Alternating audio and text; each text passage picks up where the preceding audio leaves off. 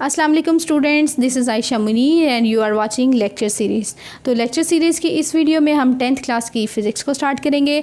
इसका इंट्रोडक्शन देखेंगे और इंट्रोडक्शन से पहले आपको ये बात बताती चलूँ कि अगर आपको बाकी सब्जेक्ट से रिलेटेड कोई भी वीडियो चाहिए तो आप जल्दी से जाके हमारे चैनल लेक्चर सीरीज़ को सब्सक्राइब कर दें और बेल नोटिफिकेशन को भी ऑन कर दें ताकि आपके पास रेगुलर नोटिफिकेशन अपडेट्स जाती रहें। तो स्टूडेंट्स, चैप्टर नंबर 1 में हम पढ़ेंगे simple harmonic motion and waves. तो सिंपल हार्मोनिक मोशन क्या होता है और वेव्स क्या होती हैं, ये डिटेल में इस चैप्टर में स्टार्ट करेंगे। उससे पहले आपको पता होना चाहिए कि ऑसिलेशंस और वाइब्रेशंस क्या होती हैं। ऑसिलेशंस और वाइब्रेशंस डिफरेंट नहीं है, ये एक ही चीज़ के दो नाम हैं, ठीक है। अगर कोई body to and fro move कर रही है, बैक एंड फोर्थ मूव कर रही है, अप एंड डाउन मूव कर रही है, तो वो सारी की सारी क्या है, वाइब्रेशंस या ऑसिलेशंस हैं। यानी कि अगर कोई भी ऑब्जेक्ट जो है वो ऊपर नीचे मूव कर रहा है या दाएं बाएं मूव कर रहा है या बैक एंड फोर्थ आगे पीछे मूव कर रहा है, तो ये तीनों ही वाइब्रेशंस की टाइप्स हैं। वाइब्रेशंस की जो है वो केसेस हैं। वाइब्रेशंस और ऑसिलेशंस एक ही टर्म है, ठीक है। तो अगर वाइब्रेशन और ऑसिलेशन की एग्जांपल की तरफ आए तो हमारे पास एक बेस्ट एग्जांपल है पेंडुलम क्लॉक की। अक्सर आपने देखा होगा अपने घरों में आपके पास पेंडुलम क्लॉक होता है। उसका जो पेंडुलम है वो मूव कर रहा होता है टू एंड फ्रो, ठीक है। टू एंड फ्रो जब वो मूव कर रहा होता है तो वो भी एक वाइब्रेटरी मोशन कर रहा होता है या ऑसिलेटरी मोशन कर रहा होता है, ठीक है। तो एक और एग्जाम्पल है हमारे पास वाइब्रेशन का यूज़ भी आप कह सकते हैं। तो क्या है कि स्पाइडर जो मकड़ी होती है उसके जाल में जब वो जाल बनाती है तो उसके जाल में जब भी कोई बाहर से एनिमल जो है वो एंटर होता है तो फ़ौरन से एक वाइब्रेशन होती है उसके पूरे वेब के अंदर, पूरे जाल में वाइब्रेशन होती है, जिसकी वजह से उसे पता चलता है कि बाहर से कोई एंटर हुआ है और वो जल्दी से उसका शिकार करके उसको खा लेती है। तो ये वाइब्रेशन का बड़ा एक अच्छा इस्तेमाल है कि वो अपना जो है वो शिकार तलाश करने के लिए उसको वाइब्रेशंस की वजह से पता चल जाता है। तो अब जो वाइब्रेटरी या ऑसिलेटरी मोशन है जिसे हम SHM भी कह सकते हैं, उसकी स्पेशल काइंड को हम SHM भी कह सकते हैं। तो SHM क्या होता है, सिंपल हार्मोनिक मोशन। इसकी डिटेल्ड डेफिनेशन जो है वो नेक्स्ट अपकमिंग लेक्चर्स में आपको दी जाएगी, लेकिन फ़िलहाल के लिए आपको ये पता होना चाहिए कि SHM क्या है, वाइब्रेटरी या ऑसिलेटरी मोशन की स्पेशल काइंड है, ठीक है। उसके कुछ स्पेशल फीचर्स होते हैं, होती वो भी वाइब्रेटरी या ऑसिलेटरी मोशन है, लेकिन ये एक स्पेशल उसकी टाइप है।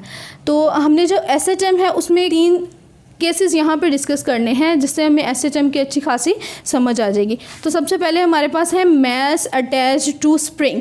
मैस अटैच्ड टू स्प्रिंग, एक स्प्रिंग होगा हमारे पास जिसके साथ कोई ना कोई ऑब्जेक्ट, कोई मैस अटैच किया होगा, वो बैक एंड फोर्थ या टू एंड फ्रो मूव कर रहा होगा, जिसकी वजह से हम SHM को उसके अंदर डिटेल में डिस्कस करेंगे। सेकेंड वन हमारे पास है बॉल एंड बाउल सिस्टम। एक आपके पास बाउल होगा, ये उसके अंदर एक बॉल होगा जो कि टू एंड फ्रो मोशन कर रहा होगा, जिसे हम SHM के केस में डिस्कस करेंगे। ये भी एक अलहदा से टॉपिक है जो कि डिटेल में हम नेक्स्ट लेक्चर्स में डिस्कस करेंगे।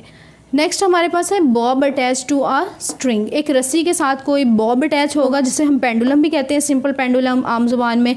तो वो सिंपल पेंडुलम भी जो है वो SHM परफॉर्म कर रहा होगा, जैसा कि आप देख रहे हैं यहाँ पर। तो नेक्स्ट हमारे पास आता है second portion of the chapter is waves. तो वैसे हम जो पूरा चैप्टर है उसमें हम टाइप्स ऑफ वेव्स भी डिस्कस करेंगे, उसकी प्रॉपर्टीज़ भी डिस्कस करेंगे और उसकी प्रॉपर्टीज़ को ही स्टडी करने के लिए रिपल टैंक यूज़ करेंगे। ये एक पानी का टैंक है जिसके अंदर हमने एक इलेक्ट्रिक मोटर अटैच की है, साथ एक बल्ब अटैच किया है, जिसमें हमें वेव्स जो हैं वो विजुअल फॉर्म में नज़र आना शुरू हो जाएंगी। तो नेक्स्ट हमारे पास वेव्स की कुछ टाइप्स है जो कि हम इस चैप्टर में डिस्कस करेंगे। वेव्स की जो है वो मेजर 2 टाइप्स है, एक है मैकेनिकल वेव और दूसरी है इलेक्ट्रोमैग्नेटिक वेव। तो मैकेनिकल वेव क्या होती है, ऐसी वेव जिसको प्रोपेगेट करने के लिए, गुजरने के लिए, आगे जाने के लिए किसी न किसी मीडियम की ज़रूरत होती है। वो मीडियम वाटर भी हो सकता है, वो मीडियम ग्लास भी हो सकता है, वो मीडियम एयर भी हो सकता है, ठीक है। तो इलेक्ट्रोमैग्नेटिक वेव ऐसी वेव होती है जिसको गुजरने के लिए किसी मीडियम की ज़रूरत नहीं होती, वो कहीं से भी गुजर जाती है। जैसे रेडियो वेव्स हैं, एक्सरे वेव्स हैं, इनको गुजरने के लिए किसी ख़ास मीडियम की ज़रूरत नहीं होती। तो मैकेनिकल वेव्स की भी आगे 2 टाइप्स हैं, एक है लॉन्गिट्यूडनल वेव और एक है ट्रांसवर्स वेव। लॉन्गिट्यूडनल वेव्स में पार्टिकल्स जो हैं वो parallel to the motion of the wave move कर रहे होते हैं और ट्रांसवर्स में जो है वो पार्टिकल्स वेव के परपेंडिकुलरली मूव कर रहे होते हैं। तो ये भी इंशाल्लाह डिटेल में टॉपिक्स हैं, उसमें डिस्कस करेंगे। फ़िलहाल के लिए इंट्रोडक्शन इतना ही है आपके पास वेव्स का। इसके अलावा हम इस चैप्टर में वेव इक्वेशन पढ़ेंगे, जो कि बहुत इंपॉर्टेंट टॉपिक है और अक्सर एग्ज़ाम में उसकी डेरिवेशन आपको लाजमी आ जाती है, चाहे वो शॉर्ट में आ जाए चाहे लॉन्ग में आ जाए, लेकिन वो मोस्टली वो पूछा जा सकता है। तो ये था हमारे चैप्टर का इंट्रोडक्शन। अगर इसमें स्टूडेंट्स आपको कोई कन्फ्यूजन हो, कोई प्रॉब्लम हो, तो आप कमेंट बॉक्स में कमेंट कर सकते हैं।